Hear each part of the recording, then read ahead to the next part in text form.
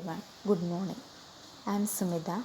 The topic I am dealing with today is errors and omissions, equilibrium and disequilibrium in balance of payments.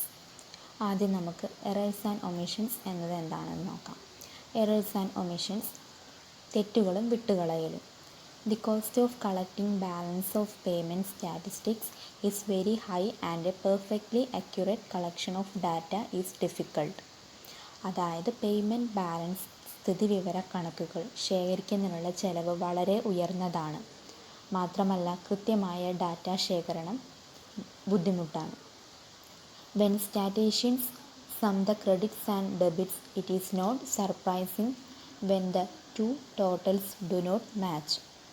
സ്ഥിതിവിവര കണക്കുകൾ ക്രെഡിറ്റുകളും ഡെബിറ്റുകളും സംഗ്രഹിക്കുമ്പോൾ രണ്ട് മൊത്തങ്ങളും പൊരുത്തപ്പെടാത്തപ്പോൾ അതിശയിക്കാനില്ല.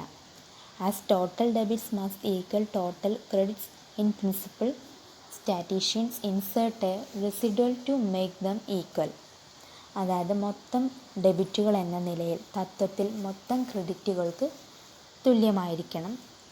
സ്ഥിതിവിവര കണക്കുകൾ തുല്യമാക്കുന്നതിന് ഒരു ശേഷിപ്പുകളും ചേർക്കുന്നു. This correcting entry is known as errors and omissions or statistical discrepancy. ഈ തിരുത്തൽ എൻട്രിയെയാണ് errors and omissions എന്ന് പറയുന്നത്, അല്ലെങ്കിൽ സ്ഥിതിവിവര കണക്ക് പൊരുത്തക്കേട് എന്നും വിളിക്കുന്നു. ചുരുക്കി പറഞ്ഞാൽ capital account, current account, unilateral transfer account, official reserves account എന്നീ അക്കൗണ്ടുകൾക്ക് പുറമേ ഉള്ള ഒരു അക്കൗണ്ടാണ് എറേഴ്സ് ആൻഡ് ഒമിഷൻസ്. ലഭിക്കുന്ന വിവരം പൂർണ്ണമാകയാലോ കൃത്യമല്ലാതിരുന്നാലോ ചില തെറ്റുകൾ പറ്റും, ചിലത് വിട്ടുപോകും. ഇത് കണക്കിൽപ്പെടുത്താനാണ് errors and omission account. Next topic, equilibrium and disequilibrium in balance of payments. The balance of payments of a country is said to be in equilibrium when the demand for foreign exchange is exactly equivalent to the supply of foreign exchange. അതായത് വിദേശ നാണ്യത്തിനുള്ള demand വിദേശ നാണ്യ വിതരണത്തിന് തുല്യമാകുമ്പോൾ ഒരു രാജ്യത്തിൻ്റെ balance of payment സന്തുലിതാവസ്ഥയിലാണെന്ന് പറയാം, അതായത് ഇക്വിലിബ്രിയത്തിലാണെന്ന് പറയാം. It is regarded as being in disequilibrium when the demand for foreign exchange is not equal to either greater than or less than the supply of foreign exchange.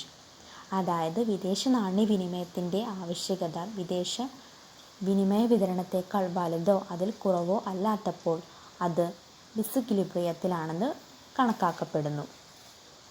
Disequilibrium in balance of payments shows either a deficit or surplus.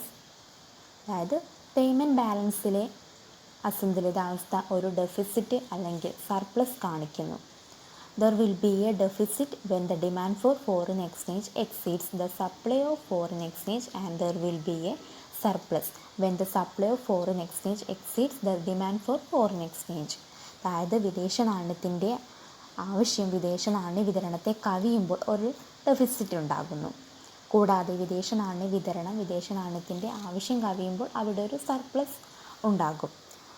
Balance of payment disequilibrium whether deficit or surplus has some impact upon the international economic relations and sustained long term balanced growth of a international trade. അതായത് balance of പേയ്മെൻറ്റിലെ deficit അല്ലെങ്കിൽ surplus എന്നിവ അന്തർദേശീയ സാമ്പത്തിക ബന്ധങ്ങളിൽ ചില സ്വാധീനം ചെലുത്തുകയും അന്താരാഷ്ട്ര വ്യാപാരത്തിൻ്റെ ദീർഘകാല സന്തുലിത വളർച്ച നിലനിർത്തുകയും ചെയ്യുന്നു. Thank you.